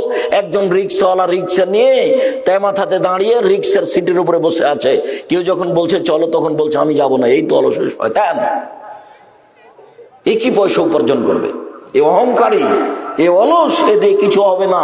অলসতা আসলে রুজি কমে যায়, অলসতা আসলে ইবাদত কমে যায়, অলসতা আসলে কর্ম কমে যায়। সবসময় উদ্যমশীল হতে হবে, সবসময় ফুর্তি থাকতে হবে, সব সময় প্রস্তুত, তার নাম যুবক। সব সময় প্রস্তুত, তার নাম কর্মঠ। এরকম খেয়াল থাকতে হবে, তাহলে বোঝা যাবে আপনি কিছু করতে পারবেন। সম্মানিত দিনী ভাই বোন, রাসূল সাল্লাল্লাহু আলাইহি সাল্লাম বলেন, রাজুলুন তাসাদ্দাক বিসাদকাতিন ফাকফাহা, ওই লোক বিশেষ ছায়াতলে থাকবে যে লোক দান করলো, গোপন করলো। ডান হাত দান করলো, বাম হাত জানতে পারলো না। আরে দুইটাই তো হাত তার গায়ের সাথে লেগে আছে, জানবে না মানে? এইটা হলো খুব বেশি থেকে বেশি গোপনে দান করা। আব্দুর রাজাক সাহেব বিশাল পরিকল্পনা নিয়েছেন, বাইতুল হাম জামে মসজিদ 200 শতক জমির উপরে নির্মাণ হবে, যার একতলায় 10,000 মুসল্লি ধরবে। আমারও কিছু 5,000 টাকা থাকলো, কাউকে যেন বলবেন না। এর জন্য প্রতীক্ষমান আছে। আল্লাহ রাসূল বলছেন, ইন্না সাদকাতা তুতফিউ গাযাবার রাব্বে, ইন্না সাদকাতা সিররি তুতফিউ গাযাবার রাব্বে। গোপন দান আল্লাহর রাগকে মিটিয়ে দেয়। দান করে যে, সে দানের বিশেষ ছায়া তলে থাকবে। দানের ক্ষমতা ভিন্ন।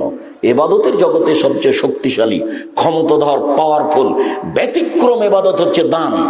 দানের মতো শক্তিশালী ইবাদত পৃথিবীতে নেই।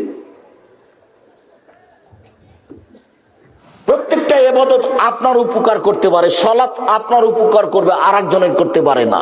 হজ আপনার উপকার করবে, আরেকজনের করতে পারে না। কোরআন তেলাওয়াত আপনার উপকার করবে, আরেকজনের করতে পারে না। কিন্তু দান যদি করেন, তাহলে আপনার থেকে আরেকজনের কাছে পার হয়ে যাবে। আপনি দান করলেন, আপনি নেকি পেলেন। মার নামে দান করেছেন, তাই কবরের শাস্তি বন্ধ হয়ে গেল। আপনি দান করলেন, দান ওইভাবে পাপকে মিটিয়ে দিবে। ইন্না সাদকাতা তুতফিউল খাতিয়াতা কামা ইউতফিউল মাউন নারা। দান ওইভাবে পাপকে মিটিয়ে দিতে পারে, পানি যেমন আগুনকে নিভিয়ে দিতে পারে। এটা তার ক্ষমতা। গোপনে দান করতে শিখতে হবে।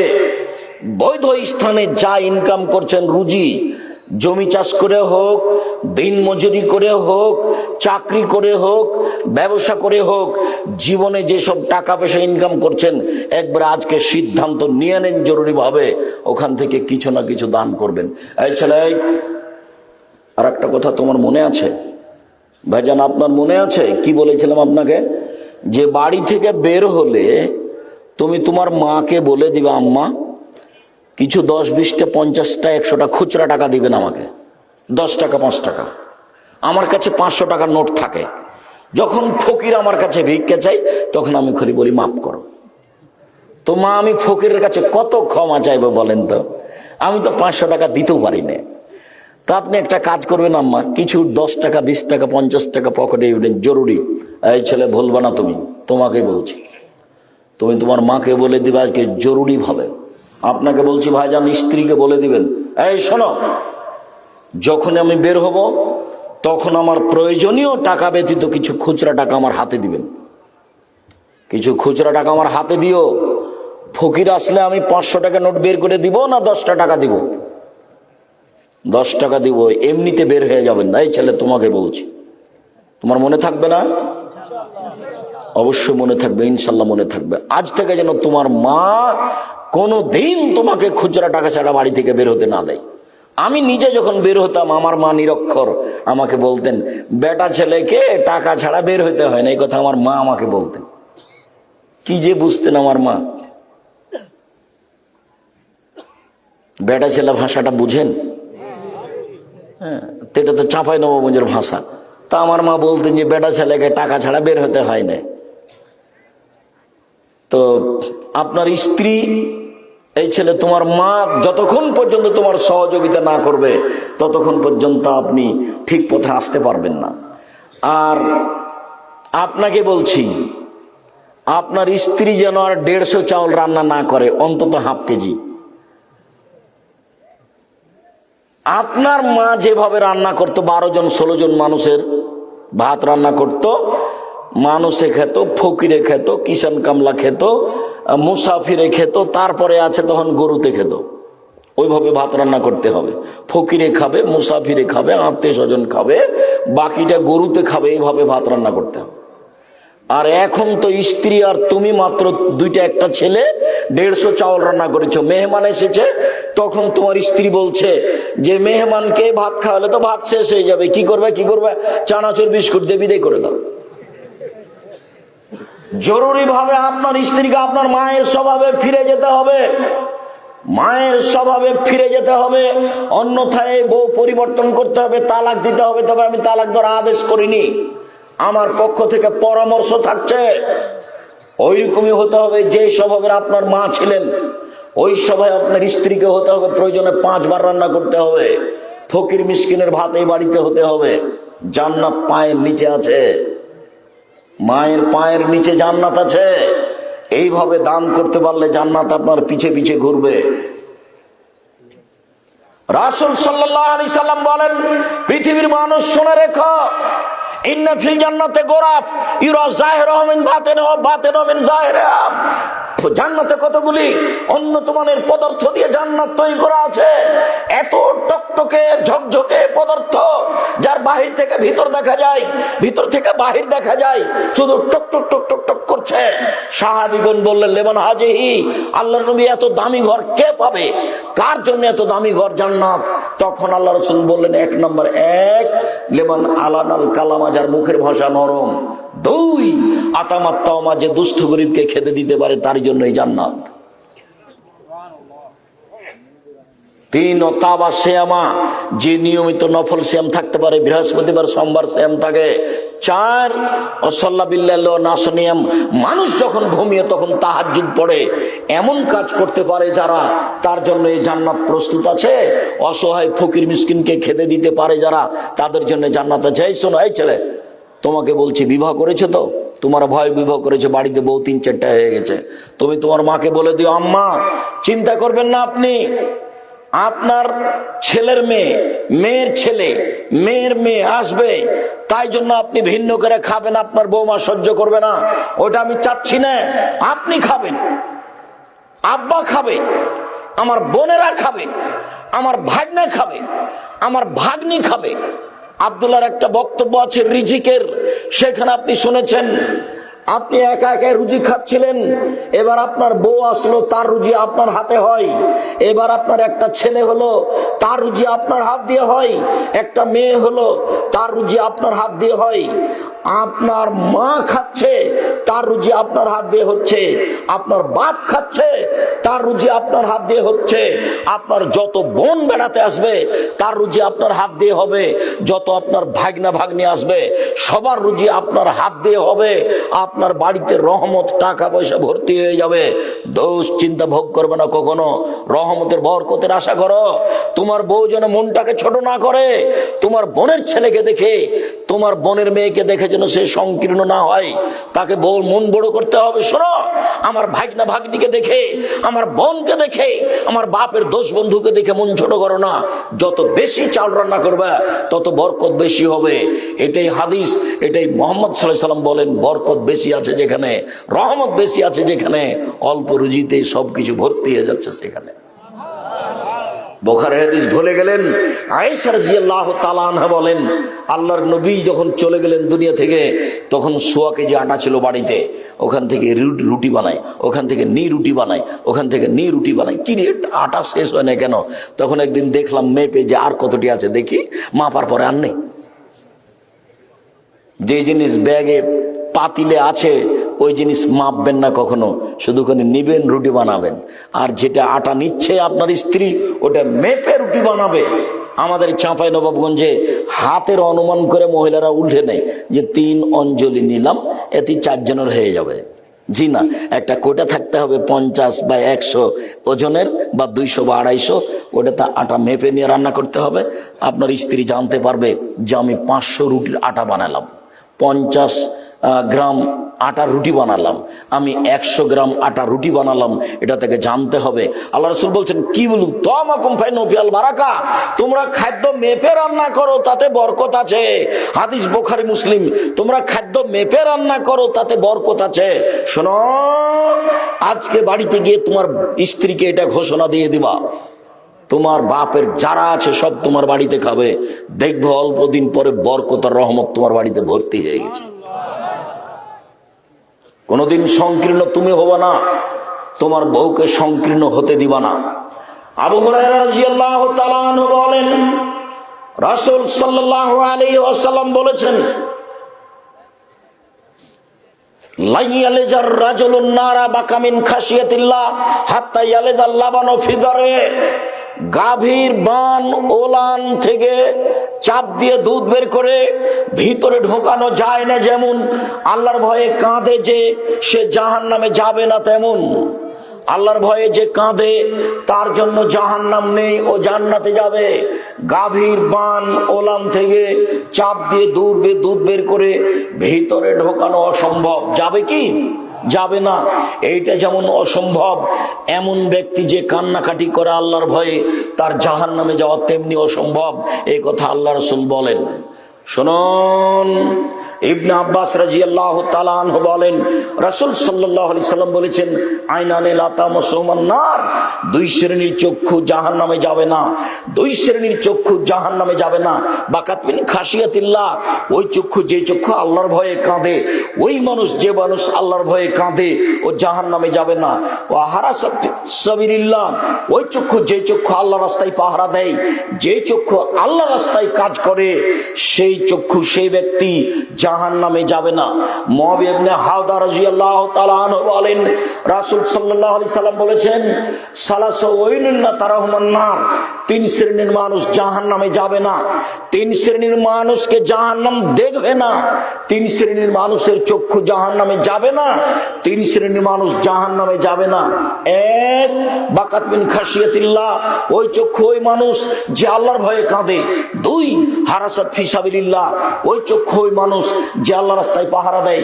তিন, গাজাতান মাহারিমিল্লাহ, ওই চক্ষু, ওই মানুষ যেই চক্ষু বেগানা নারীকে দেখে চক্ষু নিচু করে, যেই চক্ষু বেগানা নারীকে দেখে নিচু হয়ে যায়, যেই চক্ষু অপর নারীর প্রতি দৃষ্টি দেয় না, এই চক্ষু জান্নাতে যাবে।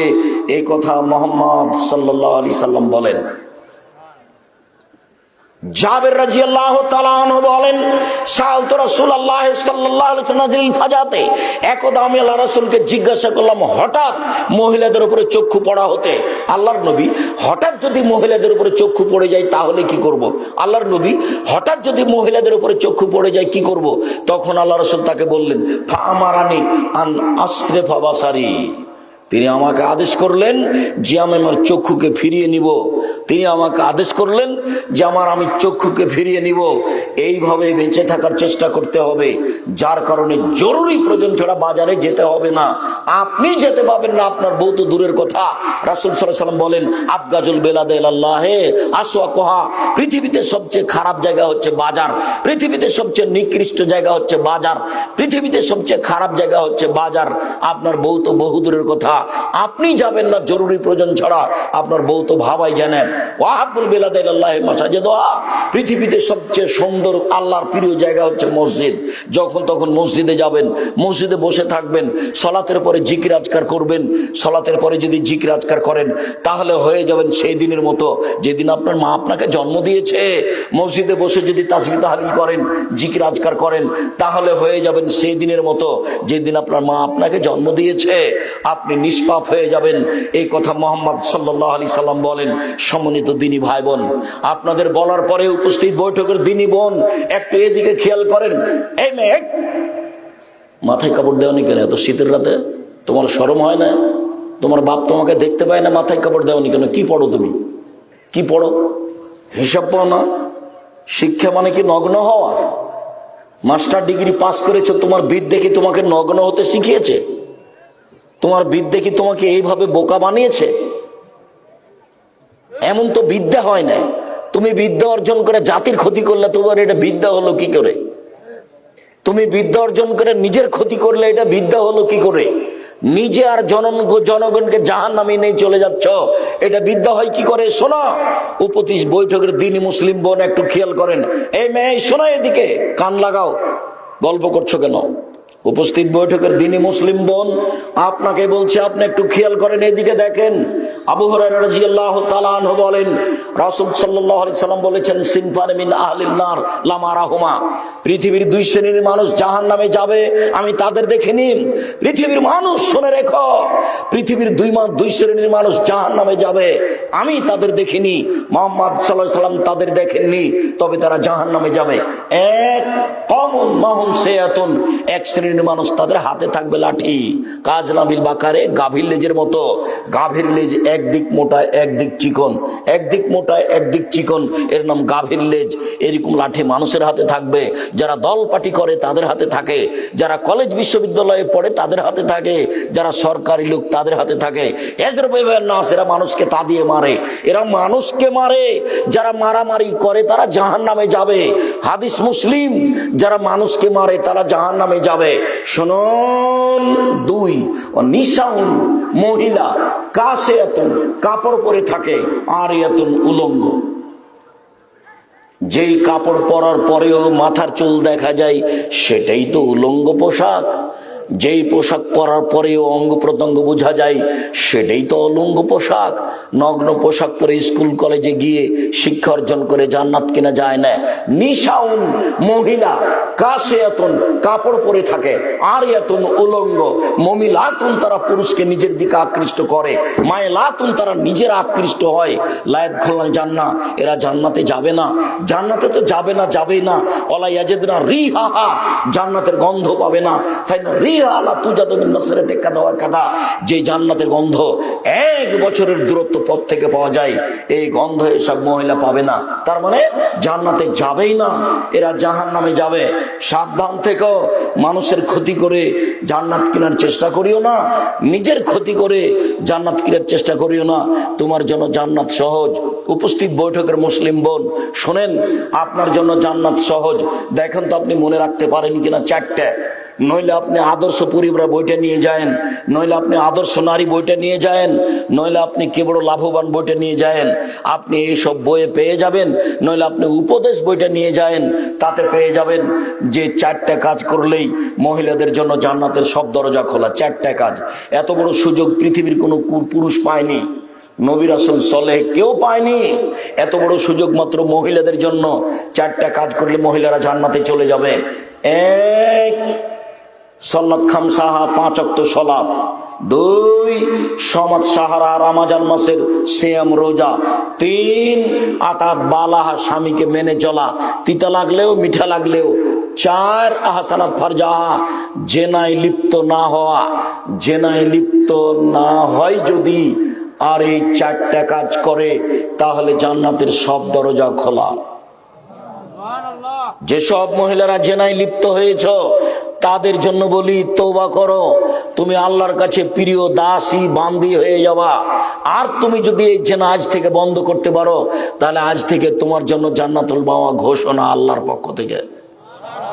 তুমি দুশ্চিন্তা ভোগ করো না, তোমার তওবার প্রয়োজন, তোমার ফিরে আসার প্রয়োজন। 4টে কাজ করলে একজন মহিলা সহজে জান্নাতে চলে যাবে। আপনি জান্নাত যাওয়ার চেষ্টা করেন, আল্লাহ আপনাকে তৌফিক দান করুক, আল্লাহুম্মা আমিন। সম্মানিত দিনী ভাই বোন, আমরা এই পর্যায়ে এসে বলছিলাম, খুব খেয়াল করে থাকবেন, কাছাকাছি চলে এসেছি। রাসূল সাল্লাল্লাহু আলাইহি ওয়াসাল্লাম বলছেন, লাইসা শাইউন আহাব্বা ইলাল্লাহি মিন কাতরাতাইনি ওয়া সারাইনি, 2টি বিন্দু ফোঁটা আল্লাহর কাছে যত প্রিয়, 2টি দাগ চিহ্ন আল্লাহর কাছে যত প্রিয়, পৃথিবীর কোনো কিছু আল্লাহর কাছে তত প্রিয় নয়। 2টি বিন্দু ফোঁটা, 2টি দাগ চিহ্ন। 1, কাতরাতু দুমিন মিন খাশিয়াতিল্লাহ, আল্লাহর ভয়ে 1 ফোঁটা চোখের পানি আল্লাহর কাছে যত প্রিয়, পৃথিবীর কোনো কিছু আল্লাহর কাছে তত প্রিয় নয়। কোটি টাকা দান অত প্রিয় নয়, রমজান মাসের সিয়াম অত প্রিয় নয়। 1 ফোঁটা চোখের পানি আল্লাহর কাছে যত প্রিয়। রমজান মাসের সিয়াম ফরজ, ইবাদতের জগতের সবচেয়ে দামি ইবাদত। তারপর রাসূল সাল্লাল্লাহু আলাইহি ওয়াসাল্লাম এভাবে বলেননি। আল্লাহ রাসূল বলছেন, এমন কিছুই নাই যেটা আল্লাহর কাছে তার চেয়ে বেশি প্রিয় হতে পারে। সেটা কি? 1 ফোঁটা চোখের পানি। 2, কাতরাতু দামিন ফি সাবিলিল্লাহ, তুহরাকু ফি সাবিলিল্লাহ, আল্লাহর রাস্তায় নেমে গিয়ে যুদ্ধ করে কেটে যাওয়া, ফেটে যাওয়া 1 ফোঁটা রক্ত আল্লাহর কাছে যত প্রিয়, পৃথিবীর কোনো কিছু তত প্রিয় আল্লাহর কাছে নয়। ওয়াসারানে, 2টি দাগ চিহ্ন। 1, আসারুন ফি সাবিলিল্লাহ, আল্লাহর পথে নেমে গিয়ে দাগ চিহ্ন, যুদ্ধে নেমে গিয়ে কেটে গেছে, ফেটে গেছে, এই দাগ আল্লাহর কাছে যত প্রিয়, পৃথিবীর কোনো কিছু আল্লাহর কাছে তত প্রিয় নয়। 4, ওয়াসারুন ফি ফারিজাতিন মিন ফারাইজিল্লাহ, আল্লাহর দিন ধর্ম পালন করতে গিয়ে, 5 ওয়াক্ত সালাত আদায় করতে গিয়ে কপালে দাগ, হাঁটুতে দাগ, এই টাকনুতে দাগ, বসে বসে জিকির আজকার করতে গিয়ে টাকনুতে দাগ, হাঁটুতে দাগ, কপালে দাগ, এই দাগ চিহ্ন আল্লাহর কাছে যত প্রিয়, পৃথিবীর কোনো কিছু আল্লাহর কাছে তত প্রিয় নয়। সিরিয়াল 4টে দেখেন, 1 নম্বরে যেটা আছে সেটা সহজ, সিরিয়াল যত নিচে আছে সবটাই কঠিন। 1 ফোঁটা চোখের পানি সবচেয়ে সহজ। 2, আল্লাহ রাস্তায় 1 ফোঁটা রক্ত কঠিন। 3, যুদ্ধে নেমে গিয়ে কেটে যাওয়া, ফেটে যাওয়া দাগ কঠিন। 4, ইবাদত করতে করতে কপালে, পায়ে, টাকনুতে, হাতে দাগ, এটা কঠিন, সহজ নয়। কিন্তু মনে থাকবে না মনে হয় 4টে। এই ছেলে ঘুমাচ্ছ নাকি? মুরব্বী আপনি ঘুমাচ্ছেন?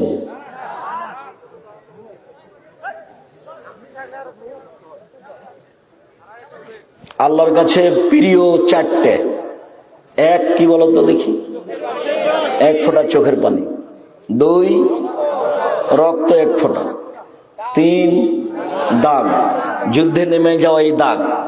চার, ইবাদত করতে করতে কপালে, হাঁটুতে, টাকনুতে এসব দাগ।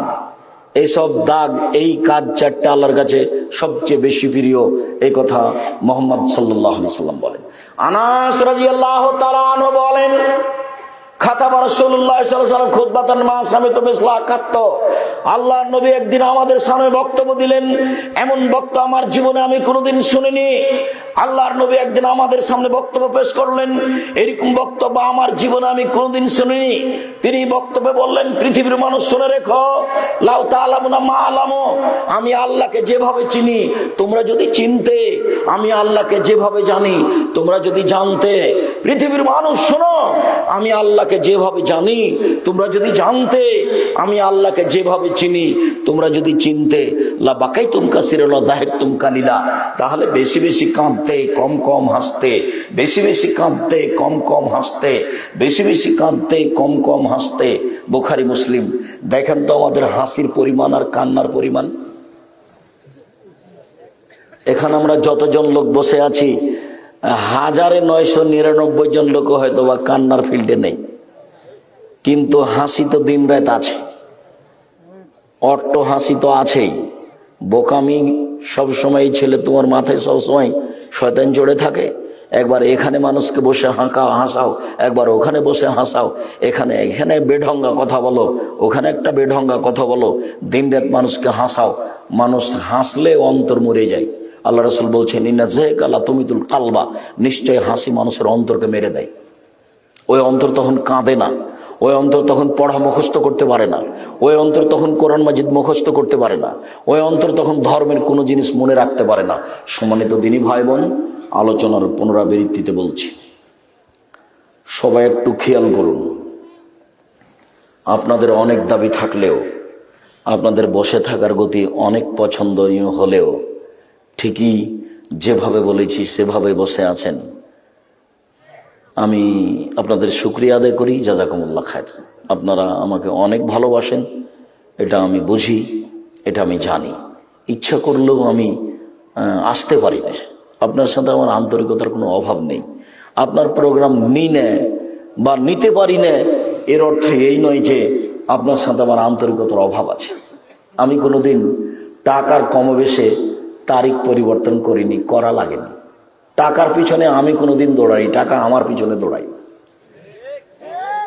কোনোদিন আমাকে কিছু বলা লাগেনি এই ব্যাপারে, এরকম হিসাব আমার মাথায় কোনোদিন আসেনি। যার জন্য আমি বলেছি, 31 বছরে কেউ যদি বলে দিতে পারে যে আব্দুর রাজ্জাক সাহেব একদিন পথ খরচ পাথেও চেয়েছিল, এটা প্রমাণ হয়ে গেলে আমি সেদিন থেকে আর বক্তব্য দেব না। যে বদনাম করছে তাকে একটু বলতে বলো না যে আব্দুর রাজ্জাক সাহেবের আপনি বদনাম করছেন কেন, আপনি আমাদের সামনে বলে দেন। আমার জীবনে যদি আমি কোনোদিন পাথে চেয়েছি এটা প্রমাণ হয়, আমি বক্তব্য দেব না। একটু বলতে বলেন না তাকে, ওকে বলতে বলেন যে আমি কোনোদিন কেসা কাহিনী বলিনি, ওকে বলতে বলেন যে আমি কোনোদিন অপ্রয়োজনীয় বাক্য বলিনি। রংপুর সঠি বাড়িতে আমি কাহিনী শোনাচ্ছি না, কাহিনী মানায় না সেই জন্য। তবে একদিন বলেছিলাম, একেবারেই মানায় না, যার জন্য বলি না। তো আমার সামনে উনি বলতে লাগলেন ওই পাকিস্তানের গন্ধে মানুষ থাকতে পারে না, তো পাঁঠার গন্ধে মানুষ আরো থাকতে পারে না, ওইও মারা যাচ্ছে, লাফাচ্ছে। তো এই তোমাদের আর আমি বিস্তারিত বুঝালাম না, তোমরা হেসে উঠবে সেই জন্য। তো তিনি আমার সামনে আছেন, উনি আমার আগে বক্তব্য দিচ্ছেন, এই কাহিনী শোনালো, এমন কাহিনী শোনালো যে মাঠে পুরুষ নারী আর স্ত্রী থাকতে পারলো না, হাসতে হাসতে একেবারে নাড়ি টাড়ি সব ঢিল হয়ে গেল, এত হাসি দিল। সাহাবী বলছেন, ইরবাজ ইবনে সারিয়া বলছেন, রাসূল সাল্লাল্লাহু আলাইহি সাল্লাম আমাদের সামনে দাঁড়ালেন, ফাকাতাবা খুতবাতান, এমন বক্তব্য দিলেন, জারাফাত মিনহাল উয়ুন, যার কারণে আমাদের চোখ দিয়ে পানি ঝরঝর ঝরঝর করে ঝরতে লাগলো। মনে হলে যেন কান্না হাজি মওয়াদাত মুওয়াদ্দিন, এটাই মনে হয় শেষ বক্তব্য। বক্তব্যের ধারা গতি এমন ছিল, মনে হচ্ছিল যেন এটা শেষ বক্তব্য। বক্তব্য শুনতে শুনতে দুই চোখের পানি ঝরছিল। আমরা এক পর্যায়ে বললাম, না, আপনি আমাদের একটু ওসিয়ত করেন, মনে হচ্ছে আজকে শেষ বক্তব্য, আরো কিছু বলেন, আরো কিছু বলেন। তখন বলেন, উসিকুম বিতাকওয়াল্লাহ। আমি তোমাদের বক্তব্য আর কি বেশি বলবো, আমি বলছি তোমরা আল্লাহকে ভয় করো, পরহেজগার হও। প্রত্যেক ভালো কথা, ভালো কর্মের নাম তাকওয়া। প্রত্যেক মন্দ কথা, মন্দ কর্মের নাম তাকওয়া বিরোধী পাপ। তো বসে আছেন, আমি খুব খুশি, আপনাদেরকে আমি অনেক ভালোবাসি। আমি আপনাদের পাশে আসতে পারি আর না পারি, আপনাদের সাথে আমার আন্তরিকতার অভাব নেই। আর ভুলেও কোনোদিন বুঝবেন না যে আমার বিরোধিতা যে করে তাকে আমার বিরোধিতা করতে হবে, এরকম আমার জীবনে কোনোদিন ঘটেনি, ঘটবেও না। প্রয়োজন নাই সেটা আমার, ওটা আমি কোনোদিন প্রয়োজন মনে করিনি। মাঝে মধ্যে কোনো জেলায় উপস্থিত হলেও পাল্টা আমি তাকে ক্ষমা চাইতে দেখি, হাত ধরে ক্ষমা চাচ্ছে, বলছে ভুল হয়ে গেছে, অনেক কিছু বলেছি, এরকম বলতেই থাকে যে কোনো জেলাতে যাই। যার কারণে আমি তার উপরে যে আমি ক্ষিপ্ত সেটাও নয়।